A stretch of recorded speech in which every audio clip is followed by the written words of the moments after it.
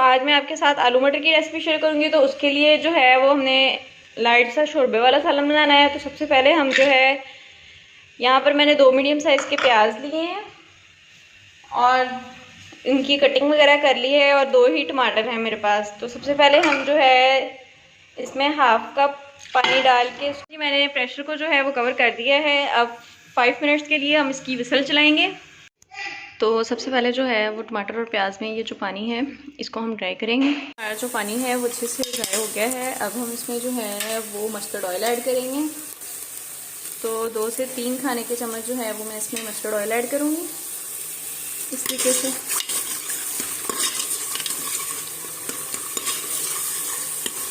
यहाँ पर मुझे जो है तो यहाँ पर अब हम इसकी 2 से 3 मिनट तक अच्छे से भुनाई करेंगे।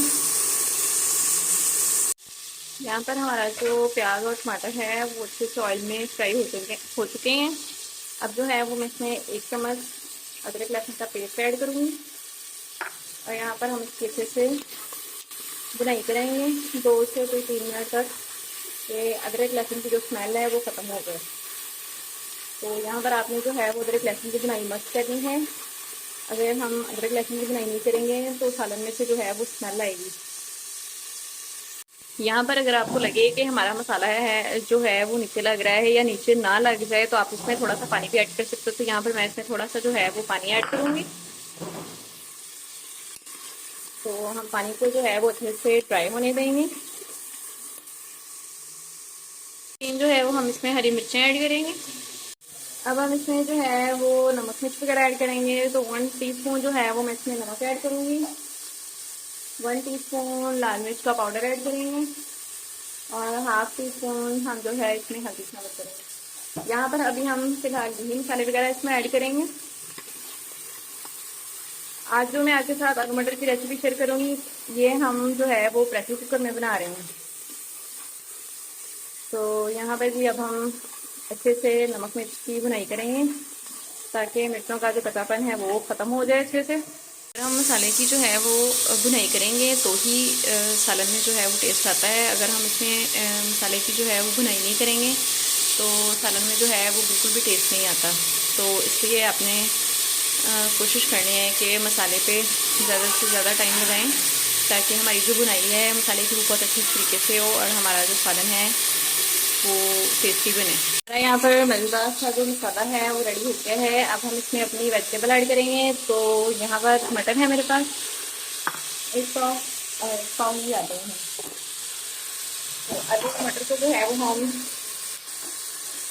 दोनों को इकट्ठे ही ऐड करेंगे और यहाँ पर अब हम इसकी अच्छे से जो है वो मिक्सिंग करेंगे। 1 से 1.5 मिनट तक जो है हम वेजिटेबल को डाल के इसकी बुनाई करेंगे ताकि ये मटरों की एक स्मेल सी होती है वो बुनाई के दौरान ख़त्म होती है। तो यहाँ पर हम जो है इसकी बुनाई करेंगे कि जो स्मेल सी है थोड़ी सी मटर में आती वो ख़त्म हो जाए। मैंने आलू और मटर की बुनाई की है। अब जो है वो हम इसमें पानी ऐड करेंगे।